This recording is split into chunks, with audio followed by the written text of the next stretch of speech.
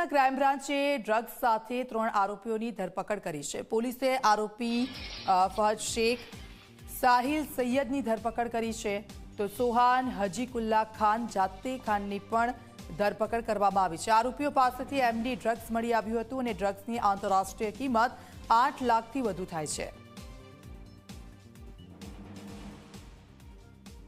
દ્વારા સુરત ક્રાઇમના police inspector SN Parmar, PSI Maheda અને પીએસઆઈ કેચ કુવારની ટીમને એક ઇન્ફોર્મેશન મળી હતી કે સુરત રાંદેર રોડ ઉપર રહેતા ફહાદ શેખ અને સાહિલ સૈયદ બંનેનાઓ એમડી ડ્રગ્સ વેચે છે અને એ મુદ્દામાલ સાથે નીકળવાના છે। આ બાતમી આધારે પોલીસ ઇન્સ્પેક્ટર SN પરમાર તથા એમની ટીમ દ્વારા સુરત રાંદેર રોડ ઉપર અમર ચિલ્ડ્રન હોસ્પિટલ પાસે આ બંનેને એક બાઇક ઉપરથી બગમેન બાઇક ઉપરથી પકડવામાં આવ્યા અને આ બાઇક ઉપરથી પકડવામાં આવ્યા અને એમની અંગ ઝડપી કરતા એમાંથી 53 ગ્રામ જેટલું એમડી ડ્રગ્સ મળી આવ્યું હતું, જેની કિંમત 5,38,000 જેટલી થાય છે।